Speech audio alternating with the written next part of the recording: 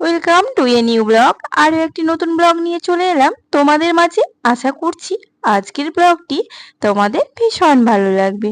আসসালামু আলাইকুম। কেমন আছো আমার প্রিয় সকল বন্ধুরা? আশা করি তোমরা সকলেই অনেক অনেক ভালো আছো, আনন্দে আছো, সুস্থ আছো। আলহামদুলিল্লাহ, আমিও অনেক ভালো আছি। তো আমার সকল বন্ধুদের জানাই শুভ সকাল। সকাল সকাল চলে এসেছি রান্নাঘরে। কি আর করা যায় বলো, সকাল সকাল উঠেই কিন্তু ঢুকে যেতে হয় রান্নাঘরে। একদিকে হবে ভাত সবজি সবকিছুই, আর একদিকে হবে কিন্তু সকালের টিফিন। তো দেখো, আমি কিন্তু টিফিন বানাতে শুরু করে দিয়েছি। এখানে আমি রুটি বানাচ্ছি ঘি দিয়ে।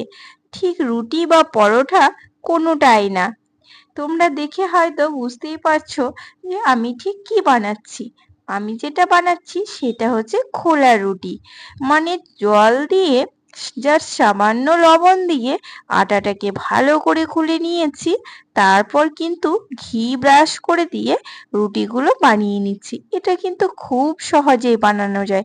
হাতে যদি একদমই সময় না থাকে, তাহলে কিন্তু এভাবে সামান্য জল দিয়ে, সামান্য লবণ এবং নর্মাল জল দিয়েই কিন্তু এই রুটিটা বানিয়ে নেওয়া যায়। তো আমি কিন্তু এই রুটিটাই বেশিরভাগ সময়ই বানিয়ে থাকি। কারণ হচ্ছে হাতে একদমই সময় নেই। কি করব, কখন আটা সানবো আর কখনই বা রুটি বেলবো, তখন দেখি হাতে সময় নেই। এভাবেই কিন্তু ঘোলা রুটি আমি খুব জলদি চটজলদি বানিয়ে নিই সবার জন্য। খেতেও কিন্তু ভীষণই ভালো লাগে। রুটিগুলো ভীষণ সুন্দর ফোলে আর কিন্তু নরমও হয়। তো আজকে সবার জন্য ঘি দিয়েই আমি ফোলা রুটি বানিয়ে নিলাম। কারণ হচ্ছে সকালবেলায় তেলের থেকে একটু ঘি দেওয়াটাই ভালো মনে করি। সকাল সকাল ঘি খেতে একটু কেমনই লাগে। তো দেখো, আমি কিন্তু চটজলদি রান্না বান্না সেরেও নিলাম। ওদিকে রান্নাঘরে সমস্ত কাজ সেরে নিলাম, বাকি কাজটাও সেরে কিন্তু ইকুকে স্কুল থেকে নিয়েও চলে এসেছি। এদিকে ইকু দেখো, লাইট জ্বালাচ্ছে, ফ্যান চালাচ্ছে। ছোট মানুষদের যার কাজ থাকে। তো যাই হোক, ও এসব করছে। ওদিকে ড্রেসটা দেখতেই পাচ্ছ খোলা আছে।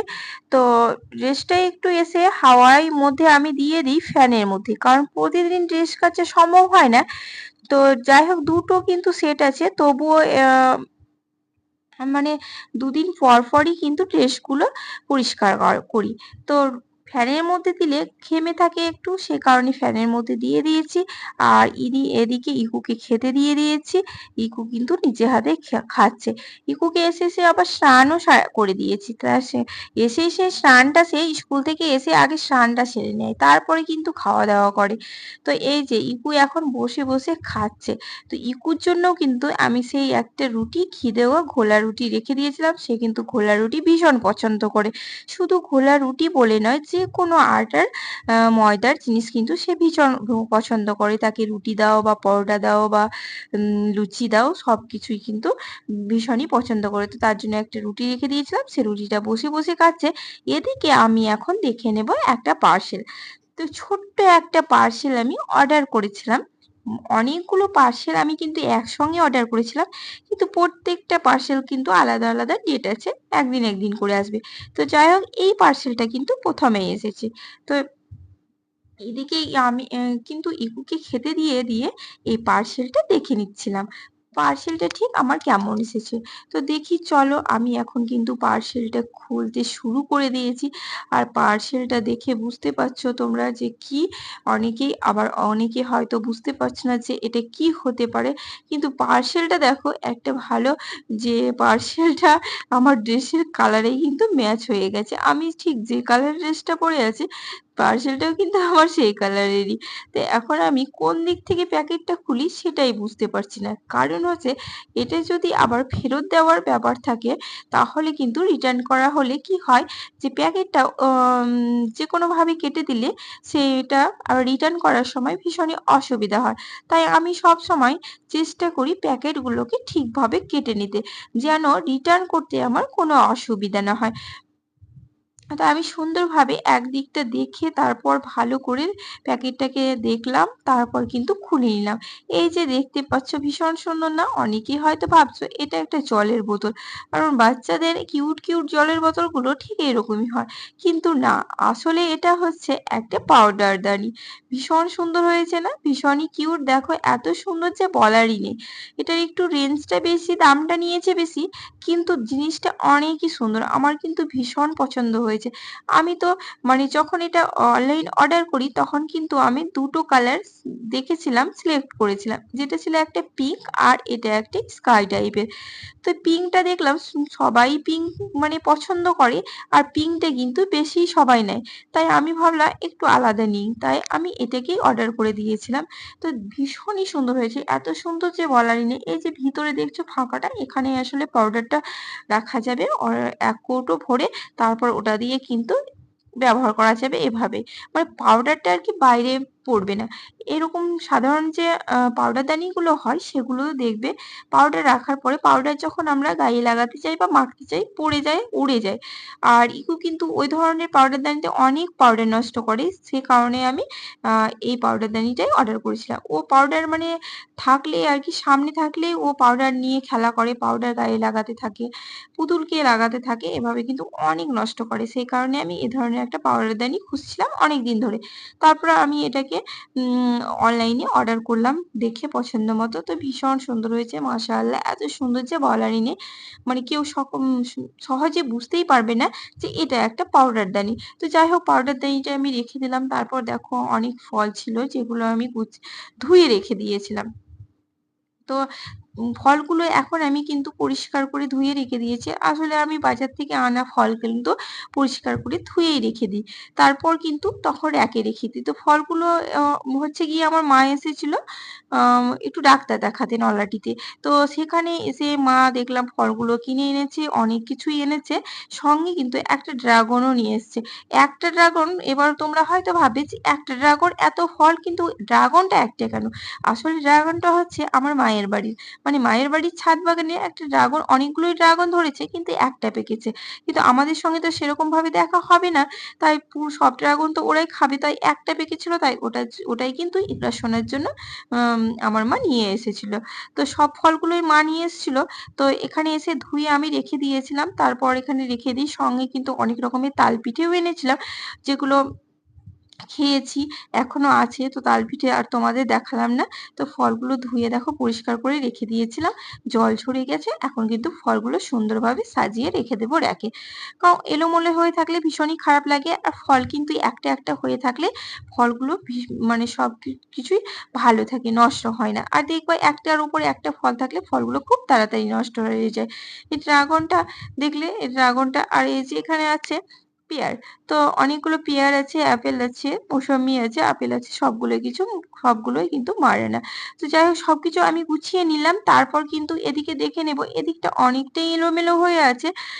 কি বলবো, সব দিকটাই ভীষণই এলোমেলো, প্রত্যেকদিনই গোছাতেই থাকি, কারণ বাড়িতে অনেক লোক থাকলে যেটা হয়, আমি ঠিকভাবে রাখলে যে সবাই ঠিকভাবে রাখবে সেটা নয়, কেউ নেয়, ও নেয়, সে নেয়, তারপরে তারা তাদের মতো করে রেখে দেয়, এভাবেই আর কি সবকিছু এলোমেলো হয়ে থাকে।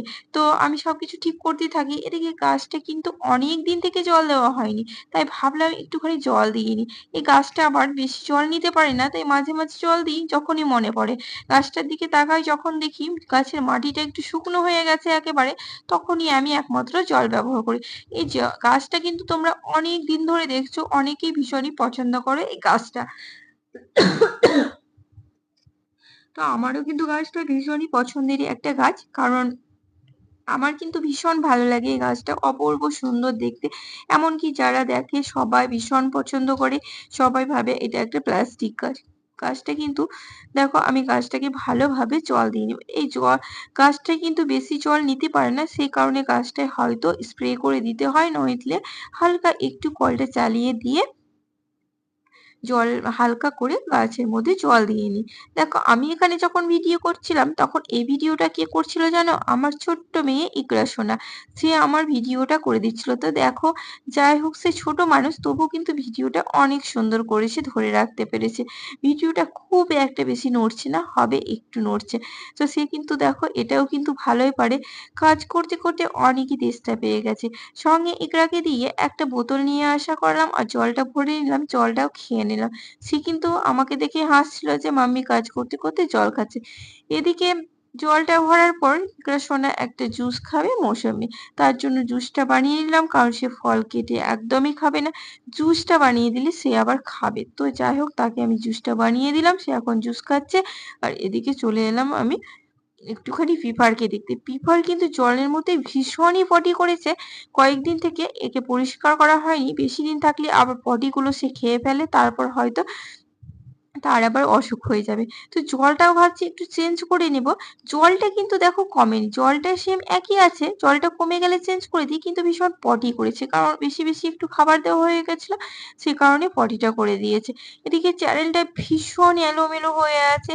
কয়েকদিন ধরে ইকরা এই খেলনাগুলোকে নিচে নামিয়েছে, খেলেছে। আর এখান থেকে যে আমার কাপ প্লেট ডিশগুলো থাকে সেগুলো নেওয়া হয়েছে, বাড়ির লোকে নিয়েছে, কিন্তু তারা সেভাবে রেখে দেয়নি বা রাখতেও পারি না, সে কারণে সেগুলো ভীষণই এলোমেলো হয়ে আছে। এখন কিন্তু সেগুলোকে আমি সুন্দরভাবে গুছিয়ে নেব।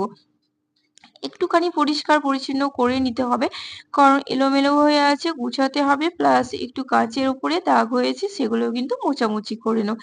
চলো এদিকের কাজ কিন্তু অনেকটাই কমপ্লিট হয়ে গেল। এবার একটু চলে যাব রুমের দিকে। এই যে রুমের দিকে চলে এলাম, তোমরা দেখেছো অনেকেই যে আমার এই রুমের চ্যানেলটা অনেকই গোছানো ছিল, অনেক সুন্দর সুন্দর জিনিস ছিল, অনেক বইপত্র ছিল, অনেক গোছানো দেখছিল। এখন কিন্তু তো দেখতে পাচ্ছ যে আমার চ্যানেলটা কিন্তু একেবারেই পুরো ফাঁকা। আসলে এই চ্যানেলে যে জিনিসগুলো ছিল সেগুলো সব আমি বার করে ফেলেছি। এখানে তেমন কিছু নেই, কয়েকটা বুক আছে, বই, কিছু ছবি আর কিছু ফ্লাওয়ার্স আছে। বাকি সবগুলোই কিন্তু এখান থেকে আমি বার করে নিয়েছি। আর এই যে দেখতে পাচ্ছি এই ক্লিপের সেটটা, এবার যখন দিদির বাড়ি গেছিলাম তখন দিদি ইকরা সোনাকে ওর মাম্মাম সোনা কিনে দিয়েছিল ইকরাকে। তো এই ঘরটা একদমই পুরো ফাঁকা ফাঁকা হয়ে গেছে, দেখতেই পাচ্ছ পুরোটাই ফাঁকা বলতে পারো। আসলে এই রুমে আমি আর থাকছি না, মানে থাকি না। আগে কিন্তু আমি এই রুমে সর্বক্ষণ থাকতাম, এখন কিন্তু মাঝে মাঝে সময় সময় থাকি। তো অন্য রুমে শিফট হওয়ার কারণে এই রুমটা ভীষণই ফাঁকা ফাঁকা হয়ে গেছে। তার জন্য তোমাদের একটুখানি দেখিয়েও দিলাম। আর অনেক কিছু এদিকে আমার বাইরে অনেক কাজ পড়ে আছে, সেগুলো করে নিতে হবে। আর এদিকে কিন্তু এই যে চালতার আচার, চালতার আচার কিন্তু আমার ভীষণ প্রিয়। মানে কি প্রিয় আমি তোমাদের বলে বোঝাতে পারবো না, কিন্তু অনেক দিন পর চালতার আচার পেলাম। বাইরে যখন শুনতে পাচ্ছিলাম চালতার আচার চালতার আচার, তো জিমি আমাকে এসে জিজ্ঞেস করলো চালতার আচার খাবো, তার বললো হ্যাঁ নিয়ে নাও, কয়েকটা প্যাকেট নিয়ে নাও। কারণ অনেকদিন হলো চালতার আচার খাইনি। চালতার আচার যদি টক হয় না তো দারুণই লাগে, কিন্তু আজকাল এরা না টক বানাতেই চায় না, চালতার আচারটাকে মিষ্টি দিয়ে বানায়। সবাই অনেক অনেক ভালো থেকো, সুস্থ থেকো, দেখা হচ্ছে তোমাদের সঙ্গে নেক্সট